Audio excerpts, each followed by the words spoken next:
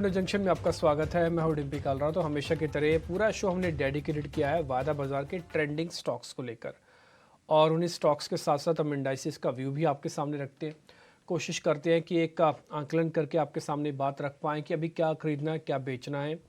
तो हमारी कोशिश ये बरकरार है। पहले हम 5 बड़ी बातें आपकी स्क्रीन पे लेके आते हैं, फिर रिपोर्ट कार्ड आपको दिखाएंगे और साथ ही साथ आज के मेहमान लक्ष्य सिंह वो भी हमारे साथ जुड़े हैं, उनसे भी चर्चा करेंगे। आज बहुत इंपॉर्टेंट डे है। आज मेक ब्रेक का डे कह सकते हैं आप। अगर 19,300 बच गया, ये थर्ड टाइम है जब हम अटेम्प्ट कर रहे हैं, तो फिर बाजार के अंदर रिकवरी आने के चांसेस और थोड़े बढ़ जाएंगे। और अगर नहीं बचा तो फिर प्रिपेयर हो जाइए कम से कम 300 पॉइंट और इंडाइसिस के जाने के लिए। पहले 5 बड़ी बातों से कार्यक्रम की शुरुआत करते हुए आगे बढ़ते हैं हम। पहली बड़ी बात, गिरावट के साथ इस समय दायरे में कामकाज हो रहा है। 19,300 बचा हुआ है तो 19,450 भी नहीं आ रहा, तो मार्केट के पास 100 से 100 पॉइंट का निफ्टी का एक दायरा है, उसी में ट्रेड होता दिख रहा है। बैंक निफ्टी कोशिश कर रहा है कि 43,800 को किसी तरह से मेंटेन कर ले, जो उसने दिन भर में अभी अचीव कर लिया। और अगर ये अचीव नहीं होता है, यानी कि 43,800 के नीचे वापस आता है, तो प्रेशर बढ़ने के फिर से चांसेस हो जाएंगे। Third point, metal, auto, banking में आज गिरावट है। मेटल का ज़्यादा बड़ी वजह चाइना है, बैंकिंग में कुछ प्रॉफिट बुकिंग है, ऑटोज़ के अंदर भी आप ऐसे ही प्रॉफिट बुकिंग को समझ सकते हैं। ये तीसरी इंपॉर्टेंट बात है। चौथी बात आती है खरीदारी कहाँ पे हो रही है। आईटी कंपनीज़ के अंदर थोड़ा बहुत खरीदारी हो रही है, फार्मास्यूटिकल्स के अंदर, रियल एस्टेट के अंदर थोड़ी बहुत खरीदारी हो रही है। रियल एस्टेट इस सेक्टर ऑफ द ईयर है। हमने कई बार आपके सामने इसी कार्यक्रम में लगाए थे। जब भी आपको मौका लगे कि गिरावट आई है या मार्केट में इस तरह का सेल ऑफ है, आप रियल एस्टेट काउंटर्स को ज़रूर चेक किया कीजिए। इंडिया विक्स करीब 12.5 के आसपास इस समय चल रहा है, ऑलमोस्ट सपाट है, और द फ्यूचर्स भी इस समय आपको सपाट होके ही कामकाज करते हुए दिख रहे होंगे। तो इंडिया विक्स 1% और बढ़ जाए, यानी कि 13.5 के आसपास आ जाए, तो फिर आपका काम बन जाएगा, यानी कि मार्केट के अंदर भय थोड़ा और बढ़ेगा।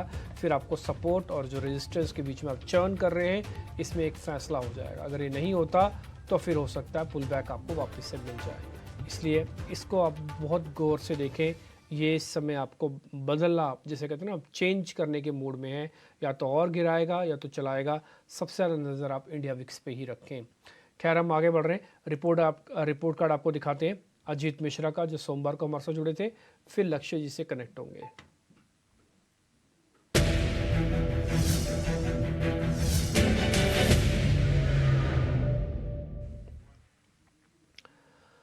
अजीत के रिकमेंडेशन में कोटक उन्होंने एक शॉर्ट करने की रिकमेंडेशन दी, बट सीधा फ्यूचर नहीं दिया था, एक पुट दी थी आपको। तो 25% का गेन वहाँ से आपको मिला होगा। मुथूट फाइनेंस पे सेल कॉल था, 2% का गेन। निफ्टी बैंक पे सेल कॉल थी, 1% का गेन। ये कुछ एक हमने ट्रेड आपके सामने रखे हैं जो उन्होंने हमको सोमवार को बताए थे। ट्रेड कम थे, डिस्कशन कम हुआ था, और ज़्यादातर चीज़ें हमने आपके सामने रख दी हैं। और उम्मीद करते हैं कि रिपोर्ट कार्ड आपको कम से कम एक ही दिन के अंदर किस तरह का चेंज होता है, हम सही डायरेक्शन पे जा रहे हैं, हम गलत डायरेक्शन पे जा रहे हैं, इसका बहुत हद तक जजमेंटल फैसला लेने के लिए अपने आप में सफिशेंट होता है। तो आप इस पे ध्यान रखिएगा। इस बीच अडानी ग्रुप के रिगार्डिंग भी एक खबर आ रही है एजेंसीज के हवाले से कि हिस्सेदारी को बढ़ाया गया है। ये 61% से 63% के बीच में ही है। किसने हिस्सेदारी बढ़ाई है, ये नाम भी अभी आप नीचे देख पाएंगे, लेकिन हिस्सेदारी प्रमोटर्स की तरफ से शायद बढ़ती हुई दिखी है। तो ये एक खबर अदानी पोर्ट्स के रिगार्डिंग आ रही है। पूरी डिटेल और आपको बताते जाएंगे, लेकिन फिलहाल 2% की हिस्सेदारी को बढ़ाया गया है, और ये प्रमोटर्स की तरफ से होगा। एक बार मैं आपको और काउंटर चेक करके बता दूंगा, बट ये खबर इंपॉर्टेंट है अदानी पोर्ट्स के लिए, जो समय थोड़ा बहुत प्रॉफिट बुकिंग करा रहा था। खैर, लक्ष्य सिंह से कनेक्ट होने का समय आ गया है। एक बार पहले उनसे जरा निफ्टी का व्यू पॉइंट ले लेते हैं, फिर पता करते हैं कि क्या करना चाहिए। लक्ष्य, बहुत शुक्रिया समय देने के लिए। अमूमन बुल रन में बहुत ज़्यादा देर तक आप बाज़ार को नीचे रख नहीं सकते, लेकिन फिर भी हम डाउनवर्ड स्लोपिंग हैं, हम नीचे की तरफ हैं। हमारे पास अब आज का अगर लो मैं टेस्ट करके मानूँ तो हमने 3 बार का बॉटम 19,300 पे बना दिया है। आप चेक कर रहे होंगे, एक ही महीने में 3 बार निफ्टी का बॉटम 19,300 पे बना हुआ है। अब हम मेक करने वाले हैं या फिर लक्ष्य ब्रेक करने वाले हैं? अगर मेक और ब्रेक दोनों नहीं कर रहे, तो क्या और चर्न करेंगे? जी, यहाँ पे ग्लोबल फैक्टर थोड़ा-सा रोल प्ले कर सकते हैं, मुझे ऐसा लगता है यहाँ पे। और अगर आप देखें तो निफ्टी बहुत ज़्यादा कमज़ोर नहीं है, जो कि एक्सपेक्टेड था, क्योंकि बैंक्स में, ग्लोबल बैंक्स में जो फिच की वार्निंग आई, उसके बाद बैंक वीक हैं। तो ऐसा कोई लोकल न्यूज़ नहीं है, इन्फ्लेशन का डेटा हाई है, वो ऑलरेडी एक्सपेक्टेड था, प्राइस था। पिछले हफ्ते जब हम 46 के पास थे, तब हम कह सकते हैं कि वहाँ थोड़ा सा प्रॉफिट बुकिंग आनी चाहिए, लेकिन 43,500 के आसपास तो मुझे लगता है प्राइस इन था। तो अभी अगर आप देखें राइट नाउ, मुझे ऐसा लग रहा है कि सपोर्ट लेने की कोशिश चल रही है यहाँ पे, किसी तरीके से बचाने, लेवल्स बच जाएं जो लेवल्स अपने बने थे 43,500 600 और 19,300, ये दोनों लेवल बचाने की कोशिश चल रही है। और निफ्टी बहुत ही स्मार्टली 19,300 को होल्ड कर रहा है बिकॉज ऑफ आईटी। आईटी भी काम कर रहा है। रिलायंस ने आज साथ नहीं दिया, फिर भी आईटी ने अपना पूरा फर्ज निभाया और कोशिश वही है कि इस एरिया पे रोक के एक बाउंस आए, और बाउंस आपका 20 डीएमए तक आ सकता है, जो हमारा लेवल था 44,500 और 19,550 620 तक। तो मुझे लगता है एक लेवल वहां तक मिल जाए फिर हम शॉर्ट करें, बेटर है। यहाँ पे मुझे नहीं लगता कि बहुत ज्यादा रिस्क रिवॉर्ड है। आप बैंकों को देखिए, एसबीआई गिरना बंद हो चुका है, एचडीएफसी जहां पे है वो बहुत स्ट्रॉन्ग सपोर्ट है। तो मुझे नहीं लगता यहाँ पे सेल करना चाहिए, एक बाउंस का वेट कर लें। इंडसइंड बैंक जो बहुत एक्साइटेड रहता है हमेशा ऊपर की तरफ नीचे की तरफ, वो भी ऐसे लेवल पे है जहां से एक अच्छा 50-60 रुपए का बाउंस तक आ सकता है। तो यहाँ पे शॉर्ट करना मुझे तो नहीं लग रहा बहुत अच्छा रिवॉर्ड देगा। तो बाउंस के लिए प्ले करें या फिर वेट कर लें अगर आपको शॉर्ट करना है। एक बाउंस आ जाने दें और फिर शॉर्ट करें। लेवल्स जो हैं वो 44,400 के और 19,540 600 के बीच में कहीं पे आपको रेजिस्टेंस मिले, वहां पे शॉर्ट करेंगे तो फिर भी आप सेफ। वैसे आप ओवरऑल बीयरिश हैं, आपकी बात सुन के ऐसा लग रहा है, लेकिन जिस जगह पर शॉर्ट करना चाहिए क्या वो सही जगह है? तो उसका जवाब है ना। आपको बाउंस पे शॉर्ट करना है। अगर आपको जब जब मौका मिले तब तब आप उस बाउंस पे शॉर्ट करते जाइएगा। ठीक, तो इसलिए लेवल्स की इंपॉर्टेंस थोड़ी और बढ़ गई है कि बाउंस कहाँ तक, किस जगह तक, कैसे आए और आपको शॉर्ट करना है। कुल मिला के वैसे लक्ष्य की बात सुन के लग रहा है वो बियरिश है, उनको लगता है कि मार्केट और कमज़ोर होगा, लेकिन बाउंस पे बेचने में ही आपको फ़ायदा होगा। देखिए, देखने के लिए कोई पैसे नहीं है, no margins, no brokerage, nothing. आप देखना चाहें तो आप देख सकते हैं, लेकिन अगर आपको ट्रेड लेना है तो फिर आपके भी कुछ नैतिक कर्तव्य बन जाएंगे। उस कर्तव्य में सबसे बड़ा जो कर्तव्य होता है कि मेरा पैसा जाए नहीं, मैं पैसा कमा के लाऊं। और वो कैसे होगा? वो पहले आपका रिस्क रिवॉर्ड चेक करने से होगा। फाइनेंशियल बैलेंस शीट सब बाद में चेक करिए, पहले ये तो चेक कर लीजिए कि जिसमें ट्रेड को लेने जा रहा हूँ उसमें से कमाऊंगा कितने और खोऊंगा कितने। ये तो बहुत ही बेसिक सी चीज़ है अगर कोई आदमी ट्रेड देख रहा है तो इसलिए इस कार्यक्रम को हम थोड़ा अर्निंग और लर्निंग के कंसेप्ट पे लेके चलते हैं। आगे बढ़ते हैं। इंडाइसिस पे व्यू दोनों में ही ऑलमोस्ट यही है कि दोनों में फिलहाल अभी बेचना नहीं है, पुल बैक पे आप बेचेंगे आगे।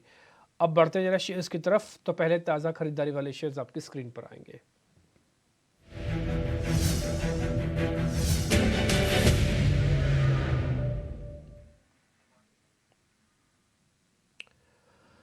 अपोलो हॉस्पिटल्स में कुछ खरीदारी हो रही है, दूसरा एस्ट्रल लिमिटेड के अंदर खरीदारी हुई है करीब 1.5 से 2% की। सर दोनों शेयर्स को चेक कर लीजिए लक्ष्य, कहीं कोई ट्रेड, कहीं सौदा है और कंफर्ट का सौदा है तो फिर बताइएगा, ज़बरदस्ती का कोई ट्रेड हम करेंगे नहीं। जी, आज के वीक मार्केट में एस्ट्रल काफ़ी अच्छा लग रहा है मुझे। मुझे लगता है कि अगर यहाँ पे 1990 1995 का स्टॉप लॉस लेके यहाँ पे लॉन्ग पोज़ीशन बनाएँ और व्यू अपना रखें कम से कम 3 से 4 दिन का, तो आपको यहाँ पे एक ब्रेकआउट बनता हुआ दिख सकता है, जो हमको ले जा सकता है 2140 2160 तक। तो अगर ये हमने 2040 का एरिया निकाल दिया, तो इसको थोड़ा-सा वॉच कर लेंगे तो भी बेटर है। अगर आप यहाँ पे एंट्री लेते हैं तो भी कोई बात नहीं। लेकिन अगर आप अगर सस्ते में एंट्री लेना चाहते हैं तो आपको यहाँ पे थोड़ा डेयर डेविल बनना पड़ेगा। तो मुझे लगता है कि ये ब्रेकआउट की कोशिश कर सकता है, क्योंकि वीक डे में ये अच्छा परफॉर्म कर रहा है। तो 2040 के ऊपर आपको कम से कम ₹100 मिल सकते हैं। आपका सिर्फ स्टॉप लॉस यहाँ पे रहेगा 1995, 30 से 32 रुपए का स्टॉप लॉस रहेगा। तो ये एक मुझे लग रहा है कि ज़्यादा एक अच्छा स्ट्रक्चर बना रहा है। अपोलो हॉस्पिटल्स में देख लेता हूँ एक बार। तो इसने अपोलो आज हॉस्पिटल्स को वीकली छोड़ दें, एस्ट्रल को रख लेते हैं, 2040 का टारगेट है। जी, अपोलो भी बहुत अच्छा स्ट्रक्चर बना रहा है। 20 वीक मूविंग एवरेज से बाउंस हुआ है। वहाँ पे एक हैमर बना रहा है, और हैमर अगर वीकली टाइम फ्रेम पे बन रहा है तो काफ़ी रिलायबल होता है। लेकिन आपको एक स्ट्रॉन्ग स्टॉप लॉस यहाँ पे रखना पड़ेगा, और वो स्टॉप लॉस होगा आपका 4885, 4885। बहुत बड़ा स्टॉप लॉस नहीं दे रहा हूँ, क्योंकि ये काफ़ी दिन से गिर रहा है स्टॉक, तो रिस्क ज़्यादा नहीं लेना है हमें। और मुझे लगता है यहाँ से 4950 तक के टारगेट्स ईज़िली आ सकते हैं। ओवरऑल 5050 अगर पोजिशनल आपका व्यू है तो 2 से 4 दिन लग सकते हैं। तो 5050 आपका अल्टीमेट टारगेट होगा। यहाँ पे 25-30 रुपीज़ का स्टॉप लॉस छोटा-सा लगा के आप ट्राई कर सकते हैं इसको भी। तो दोनों अच्छे लग रहे हैं, लेकिन ये रिवर्सल है और वो ब्रेकआउट है। एक रिवर्सल है, एक ब्रेकआउट है। ब्रेकआउट के अंदर आपकी पोजीशनिंग थोड़ी सी ज़्यादा स्ट्रांग होती है और रिवर्सल के अंदर टिपिकली क्या होता है कि शेयर धीरे धीरे करके चलता है। आप कुछ कुछ वैसे मान के चलिए जैसे कि एक लॉन्ग है और एक शॉर्ट कवरिंग है। शॉर्ट कवरिंग में मंदड़िए बाहर जाते हैं और लॉन्ग में तेजड़िए अंदर आते हैं। तो आप किसकी ज़रा पावर समझते हैं कि जो लोग तेज़ी करके खरीद रहे हैं डेलिबरेटली अपनी बुद्धिमत्ता लगा के सामने सामने खरीद रहे हैं रिस्क रिवॉर्ड को, तो इसलिए फ्रेश लॉन्ग की पोजीशंस की इंपॉर्टेंस ज़्यादा होती है बजाय शॉर्ट कवरिंग के। शॉर्ट कवरिंग शॉर्ट लिव्ड होती है, वो थोड़े समय के लिए आएगी, बाद में शेयर को एक ठिकाने पे लगा के छोड़ के चली जाएगी। खैर, अपोलो हॉस्पिटल्स और दोनों पे आपके स्टॉप लॉसेस टारगेट है। अगर आप प्रेफरेंशियल ऑर्डर पे काम करना चाहें तो एस्ट्रल को भी देख सकते हैं। अगर आपको ऐसा लग रहा है कि मेरा अपोलो हॉस्पिटल तो काफ़ी चल गया है, अब मेरे को इसमें से रिस्क और नहीं जमता, तो कई बार एक हिस्सा मन की भी बात रखनी चाहिए ट्रेड समय। व्यू ये है कि अगर आपको कोई डिप मिल जाए, मतलब को तेज़ी आ जाए, तो उसके बाद आप इसको फिर से बेचिएगा। अभी फ़िलहाल बेचने का समय नहीं है, थोड़ा निकल गया है और मार्केट अपना बेस ढूंढने की कोशिश कर रहा है।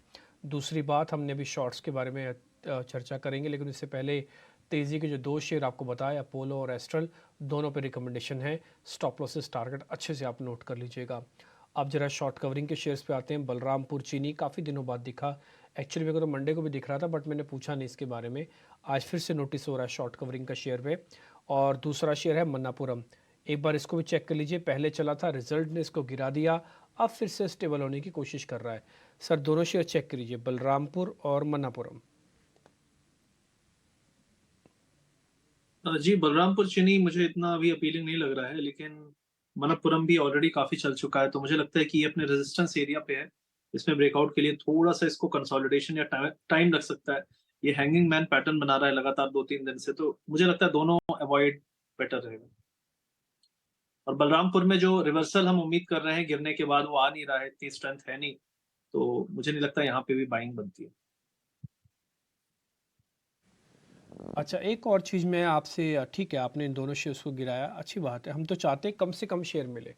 मैं तो इस कार्यक्रम की खूबसूरती तब पता करना चाहता हूँ जिस दिन हमको सिर्फ दो ही शेयर पता लगे कि हाँ ये दो शेयर है। आप इन दो शेयर को रखो और कल परसों तरसों तक में आपको ठीक ठाक पैसे बन जाएंगे। उस दिन मेरे को लगता है कि हमने ज़्यादा अच्छा कार्यक्रम किया बजाय जिस दिन हमको चार ट्रेड पता लगते हैं कि चार, उसमें होता क्या है ना, एक रिटेलर को चार सौदों में डालना पड़ता है। मान लीजिए मैंने 3 में डाला, मैंने 2 में डाला, पता लगा दो जो छोड़े वही चल गए। अरे अमूमन सभी का एक्सपीरियंस होता है। तो कई बार क्या होता है कि मार्केट चकमा देने में बड़ा माहिर है। आप कितने ज्ञानी क्यों ना हो जाएं, हर दिन हर एक क्षण क्षण आप सीखते हैं बाजार से। तो इसलिए कम ट्रेड, बल्कि ज़्यादा कन्विक्शन के साथ ट्रेड आएंगे। गलत भी हो जाएंगे ना तो आपकी कन्विक्शन आपके मन को टूटने नहीं देगी। मार्केट में कहा जाता है भाव टूटे अलग बात है, लेकिन अगर आपका मन टूट गया ना तो आप खाते में पैसे ही नहीं डालोगे वापस से और इसको ट्रेड करने या फिर इसको इन्वेस्टमेंट करने के लिए। तो मन टूट जाए, मन नहीं टूटना चाहिए। इसे थोड़ा सा रुक के संभल कर ट्रेड कीजिए। दोनों शेयर्स को गिराते हैं। लक्ष्य, मेरे को ना एक चीज़ आपसे पता करनी है। अभी आप कह रहे हैं कि किसी बाउंस पे हमको वापस से बेचना है। इसके बाउंस आने की प्रोबेबिलिटी कितनी हाई है कि निफ्टी और बैंक निफ्टी पर आएगा ये बाउंस? देखिए डिम्पी जी, मुझे लगता है बाउंस आने की प्रोबेबिलिटी 100% है। उसका रीजन यहाँ पे ये है कि हम जहाँ पे हैं, 2 दिन का एक फॉल जो आना चाहिए था, क्योंकि कल भी यूएस मार्केट में काफी वीकनेस थी और मंडे को भी, सॉरी, मंडे को हमारे मार्केट में भी काफी वीकनेस थी, हमने पूरी रिकवरी देखी। तो वो रिकवरी जो थी वो बिग मनी द्वारा थी। जो हमने डेटा देखा उसमें बिग मनी ने, मतलब एफआईआईज ने, प्रोज ने पुट सेल किया, उन्होंने कॉल कुछ बाय किए, जो कॉल सेल कर रखे थे वो कवर किए। तो मुझे ऐसा लगता है कि यहाँ से जब तक बाउंस नहीं आएगा, आपको मोमेंटम नहीं मिलेगा नीचे की तरफ। और अभी भी आप देखेंगे तो मार्केट में अभी 2-3 झटके मारे उसने नीचे की तरफ बैंक निफ्टी ने, लेकिन वो सारे बाय हो गए और बाय अच्छी तेजी से हुए। बाइंग स्लो नहीं थी, सेलिंग स्लो थी। तो जब भी ऐसा मोमेंटम हो और प्रीमियम में ज्यादा मूवमेंट नहीं हो, मॉर्निंग के प्रीमियम्स आप देख सकते हैं 150% दे रहे थे, अभी वो 50% पे आ चुके हैं, 260 पॉइंट डाउन है हम। तो ये दिखाता है कि कोई पुट सेल कर रहा है एग्रेसिवली।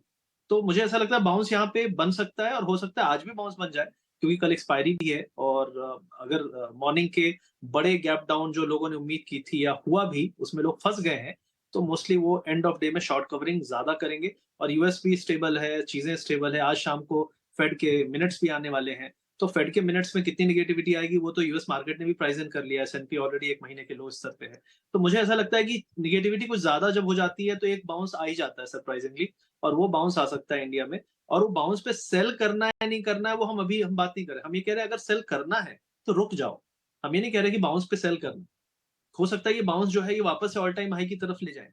तो क्योंकि हमने एक अच्छा करेक्शन देख लिया है और हमने 20 वीक मूविंग एवरेज पे सपोर्ट देखा है। तो ये सारी चीज़ें दिखाती हैं कि फिलहाल के लिए सेलिंग नहीं बनती है, बाउंस आ जाए फिर देखेंगे कि सेलिंग बनती है या नहीं, और फिलहाल के लिए बाउंस आ सकता है, उसके चांसेस हाई।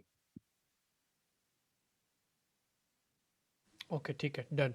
अब हम जरा मंदी वाले शेयर्स को चेक करवाते हैं आपसे, और आप जरा बताइएगा कोई सौदा है कि नहीं है। तो पहले शॉर्ट्स वाले शेयर आपकी स्क्रीन पर आएंगे।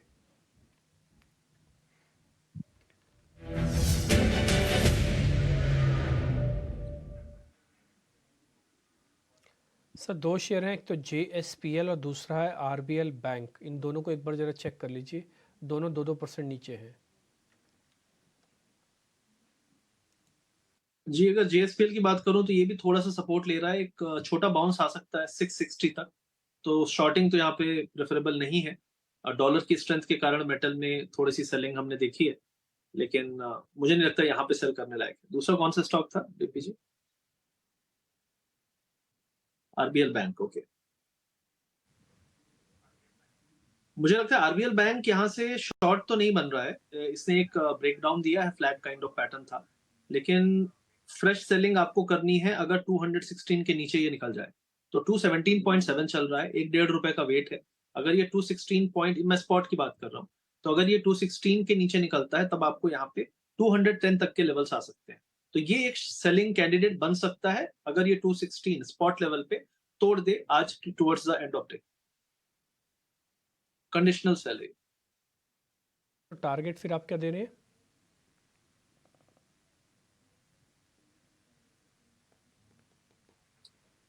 जी, लक्ष्य RBL अगर 216 तोड़ दे तब टारगेट और स्टॉप लॉस क्या है? तब आपका जो टारगेट होगा 210 का होगा और स्टॉप लॉस 220 का होगा। 220 का स्टॉप लॉस, 210 का टारगेट। अगर ये 216 तोड़ दे, 6:4 हो जाएगा, यानी कि 6 रुपये आएंगे, 4 रुपये जाएंगे। 1-2 दिन में आपको फ्री कर देगा, इसका चांसेस बहुत अच्छे होते हैं। अभी तक हमने आपके सामने 4 शेयर रखे थे तेज़ी के, 2 शॉर्ट कवरिंग 2 लॉन्ग के, 2 उसमें से पास हुए बस। 4 शेयर हमने शॉर्ट कर रखे, 3 गिर गए, 1 पास हुआ उसमें से एक।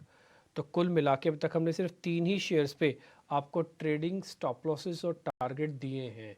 तो यही 3 ही वैलिड हैं। इससे पहले जिन शेयर्स पे और चर्चा हुई है वो सब आप भूल जाइए, भले भूलना चाहते हैं तो। इंडाइसिस पे भी कोई पुल बैक पे ही शॉर्ट करना है, फ़िलहाल अभी शॉर्ट नहीं करना है, इसलिए हमने उसको नो ट्रेड की कैटेगरी में डाल दिया है फ़िलहाल आज भी। अब ज़रा आपकी कॉल्स को हमको पता करना है, एक बार अपनी ज़रा ट्रेड आप बता दीजिए। जी, सबसे पहले तो एसबीआई मुझे लगता है यहाँ पे एक बाउंस बन सकता है 572 575 के टारगेट्स, और स्टॉप लॉस 558 का छोटा सा रखेंगे। 1% का आपका स्टॉप लॉस होगा, करीब 1.5 से 2% का आपको टारगेट यहाँ पे मिल सकता है। इंडसइंड बैंक भी मुझे लगता है यहाँ पे एक बाउंस दे सकता है। स्टॉप लॉस होगा 1357, टारगेट 1385 1390 का हो सकता है। ये कल मोस्टली अगर थोड़ी सी बाउंस आता है तो ये पार्टिसिपेट उसमें सबसे पहले करेगा। और टेक महिंद्रा भी मुझे लग रहा है यहाँ से स्ट्रॉन्ग है। आईटी ऑलरेडी मार्केट को बचाने का काम कर रहा है, तो मुझे लगता है टेक महिंद्रा यहाँ से अगर हम 1222 के स्टॉप लॉस से प्ले करें तो टारगेट 1245 और 1255 तक के आ सकते हैं। ठीक है। आप इन तीनों में से फिर भी आपका सबसे ज़्यादा कन्विक्शन का लेवल कहाँ पर है, बैंक में या फिर आईटी पे? कन्विक्शन आईटी में ही रहेगा। सिंपल रीजन है कि आईटी इस वीक मार्केट में भी लड़ रहा है इस बियर अटैक से, और काफी अच्छे से लड़ रहा है। काफी सारे स्टॉक ने अच्छा ब्रेकआउट दिया है। टेक महिंद्रा का स्ट्रक्चर काफी अच्छा है, तो टेक महिंद्रा बेस्ट बेट रहेगा यहाँ। ओके, ठीक है। मैं एक शेयर आपसे और पता करना चाहता हूँ, जो आप बियर मार्केट में लड़ाई की बात बोल रहे हैं, वो रिलायंस इंडस्ट्रीज़ भी अच्छी लड़ रहा है। मैं ये तो नहीं बोलूँगा कि इसने बाज़ार को गिराया। हाँ, इस जगह पर टिकाने में, 19,300 को बचाने में रिलायंस का योगदान भी काफ़ी माना जाएगा। आप इसमें क्या ट्रेड लेंगे सर? कोई ट्रेड लेंगे या फिर इसको छोड़ेंगे? जी, रिलायंस एक ऐसे लेवल पे है जहाँ से ये अगर चलना शुरू करता है, मैं नहीं कह रहा कि ये बहुत वीक है, मैं ये कहूँगा कि ये फाइट बहुत अच्छे से कर रहा है। और 20 डे मूविंग एवरेज है 2540 पे, जो कि सिर्फ 20 रुपए नीचे है, 20-22 रुपए। तो अगर किसी को यहाँ पे ट्रेड लेनी है तो मान लो 25 35 का स्टॉप लॉस लगा के अगर यहाँ पे वो 2 से 3 दिन पोजिशनल ट्रेड लेता है फ्यूचर्स में, तो उसको एक अच्छा अपसाइड मिल सकता है, क्योंकि ये जिस तरीके का फॉर्मेशन कर रहा है, इसने ब्रेकआउट किया 20 डीएम में, अब उसके ऊपर ही होल्ड कर रहा है इन स्पाइट ऑफ 2 बड़े रेड डेज के। तो रेड डेज में भी ये अब्सॉर्ब कर रहा है सेलिंग को, that is a good news.